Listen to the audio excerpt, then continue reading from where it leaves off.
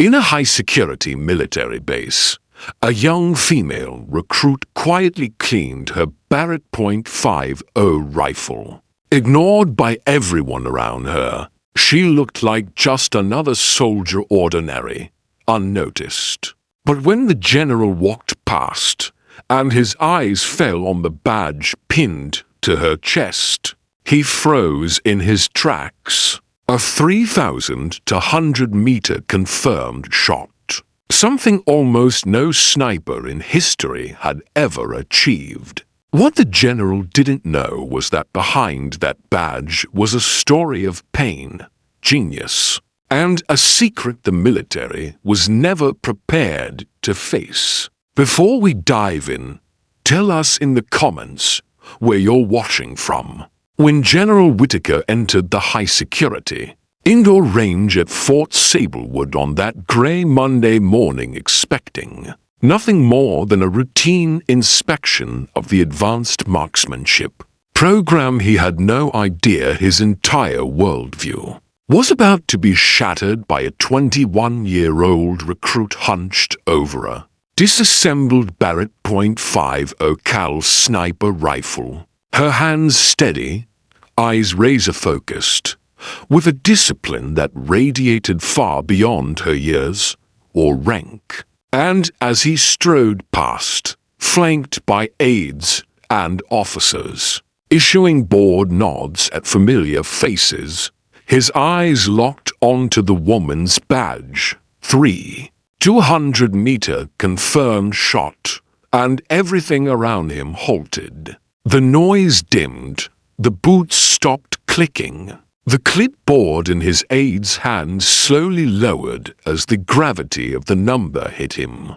Like a brick wall, because that distance, that exact number, was near impossible, myth-level for even the most elite military sharpshooters. The kind of feat whispered about in special ops bars, or passed around in classified reports marked with unverified, and yet here it was, engraved in matte silver on a badge clipped to the uniform of a young corporal, who hadn't even been issued a combat deployment yet, her name stitched plainly, Rebecca Kane. A former foster kid from Idaho with no military family background, no formal shooting academy on record, and no official commendation other than this, the most prestigious sniper achievement.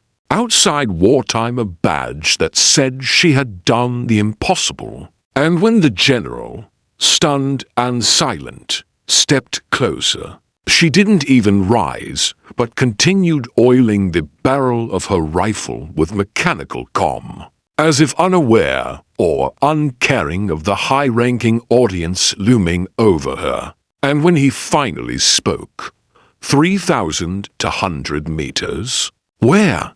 Under what conditions? She merely blinked and replied in a voice, so even it sent chills up his spine. Afghanistan. Elevation, 6,000 feet. Wind, variable, one shot. Insurgent leader took the shot to protect a school convoy. Unofficial op, not logged, and the words hung in the air like smoke. Too heavy, too sharp, too impossible to dismiss. And yet the conviction in her gaze made it undeniable. So the general ordered a full inquiry, triggering a classified review of her file. And what they uncovered over the next week made the Pentagon tremble. Because Rebecca Kane, it turned out, had been flagged during basic training not just for excellence, but for something they had no precedent for: neural processing speeds off the charts, unteachable ballistic intuition, and a traumatic childhood that had forged her into something more steel than flesh. A girl raised in 8 different foster homes, who spent her nights reading physics textbooks in libraries, and her weekends hiking alone into Idaho's forests with borrowed hunting rifles. teaching herself windage, elevation, breath control, and range-finding by watching deer twitch on distant ridges. Her only companions the birds and the pine wind. Until one day a recruiter watched her dismantle a malfunctioning rifle in seconds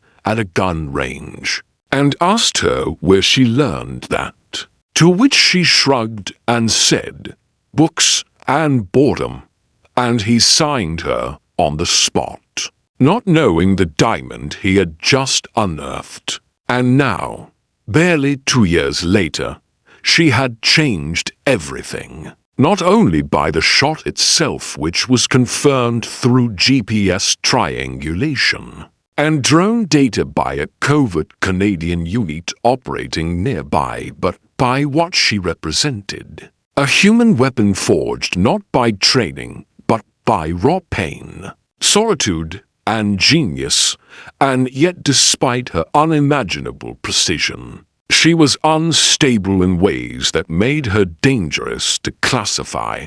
Because, as the psychologists soon discovered, Rebecca suffered from episodic dissociation, a kind of battle trance where the world vanished during high-pressure moments, and all that remained was the mouth, the angle, the arc, the breath, the squeeze, and once the shot was taken, the trance broke and reality returned like a flood, sometimes with nausea, sometimes with tears, sometimes with nothing at all. And as her legend grew, so did the unease in upper command, with some arguing she should be groomed for Tier 1 ops, and others quietly suggesting she was too volatile, a risk to herself and others, especially after the incident in Nevada, where she pulled a gun on her instructor after he insulted her dead foster brother, whom she had lost to gang violence and whose name was tattooed in ink just below her collarbone. Micah, age 10, a reminder of the only person who had ever protected her, and it was that grief, that memory, that had sent her to the army, looking for something to aim at, something to destroy before it destroyed her. And while the general had arrived skeptical, now he couldn't sleep, haunted by the knowledge that he was sitting on a powder keg dressed in camouflage, a prodigy with a rifle and a fracture line running through her soul. And it all came to a head during a NATO exhibition in Poland, where Kane was selected to represent the US in a friendly long-range sniper challenge. A low-stakes publicity stunt meant to showcase international cooperation. But when an unexpected hostage situation erupted nearby, a radical group seizing a bus full of journalists, she slipped away from the exhibition, scaled a nearby tower, and neutralized the hostage takers with surgical shots before anyone else had even reached their weapons, killing 6 armed men in under 30 seconds, with wind slicing at 15 knots, and a makeshift bipod resting on a cracked cement ledge.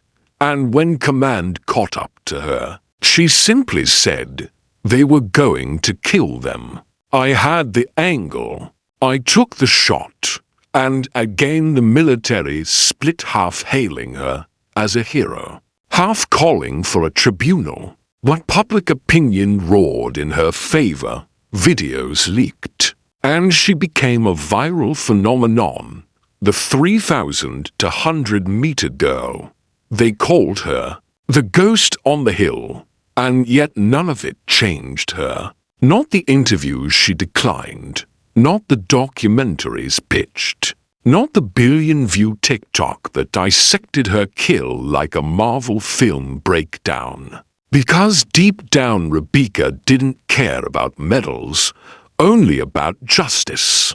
And when she discovered that the insurgent she had killed in Afghanistan was once a CIA asset left to rot, she spiraled, questioning who she was fighting for, what she had become, and vanished from her base for 3 days, tracked only by thermal drones, and found meditating in a cave, rifle across her knees like a monk's staff, whispering her brother's name over and over. And it was then that General Whitaker made a decision that would define his career. He promoted her to the newly created rank of Special Tactical Intelligence Operative, under direct command of his office, answerable only to him, free from conventional deployment, and tasked with missions where ethical lines blurred and decisions were measured not in lives lost,